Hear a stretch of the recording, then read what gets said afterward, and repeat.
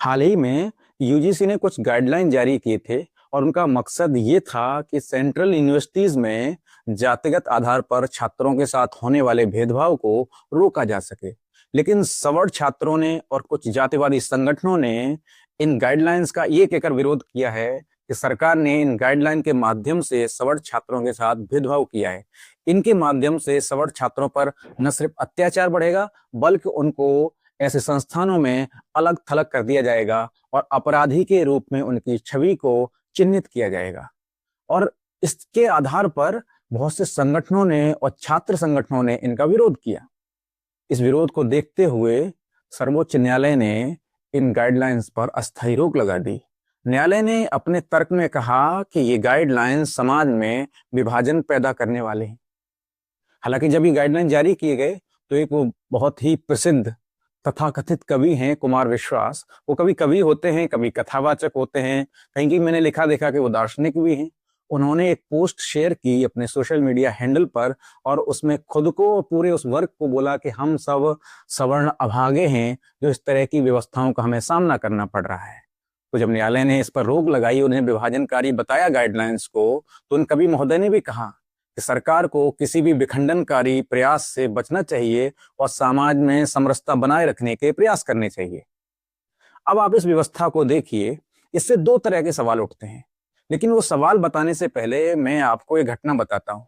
हाल ही में ये कवि महोदय, हालांकि ये कवि महोदय किसी सार्वजनिक पद पर नहीं है, किसी भी प्रतिष्ठान में किसी पद पर नहीं है, ये सिर्फ कवि हैं, कभी कभी राम कथा भी सुनाते हैं। अभी उत्तर प्रदेश में एक स्थान पर ये गए थे, वहां पर भारतीय जनता पार्टी के एक पूर्व विधायक जो दलित वर्ग से आते हैं वो इनके पैर धो रहे थे। तो आप अंदाजा लगा सकते हैं कि कवि महोदय किस सामाजिक समरसता की बात कर रहे थे और किस तरह के प्रयासों से, जो गाइडलाइन जारी किए गए, इस तरह के अगर प्रयास किए जाते हैं तो कौन सी समरसता विखंडित हो जाएगी, कौन सी समरसता टूट जाएगी। अब मैं आता हूं उन दो सवालों पर।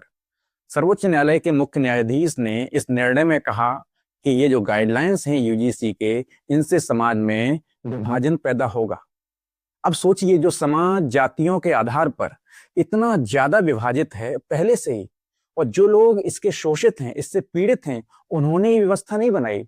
व्यवस्था उन लोगों ने बनाई है जो लोग इस व्यवस्था के शीर्ष पर कायम हैं, जो इसका लाभ ले रहे हैं। तो इतना ज्यादा विभाजित समाज जो पहले से है, उसमें किस तरह का विभाजन पैदा हो जाएगा। दूसरी बात, जो कवि महोदय कह रहे थे वो अकेले नहीं कह रहे थे, बड़े स्तर पर लोगों ने कहा कि इससे समाज में विखंडन होगा, समाज में विभाजन पैदा होगा, सामाजिक समरसता है वो भंग हो जाएगी। जिस समाज में जातियों के आधार पर हजारों सालों से एक बड़े वर्ग पर भेदभाव किया गया, शोषण किया गया, अत्याचार किया गया, उन्हें पढ़ने तक नहीं दिया गया, स्वच्छ पानी तक नहीं पीने दिया गया, उसमें बोला जाता है कि सामाजिक समरसता कायम है। और जब इस तरह के प्रयास किए जाते हैं संविधान के तहत, संवैधानिक व्यवस्था के तहत लोगों के साथ बराबरी कायम करने के लिए जब इस तरह के प्रयास किए जाते हैं तो बोला जाता है ये विखंडनकारी है। तो आप अंदाजा लगाइए, विखंडनकारी प्रयास कौन से हैं?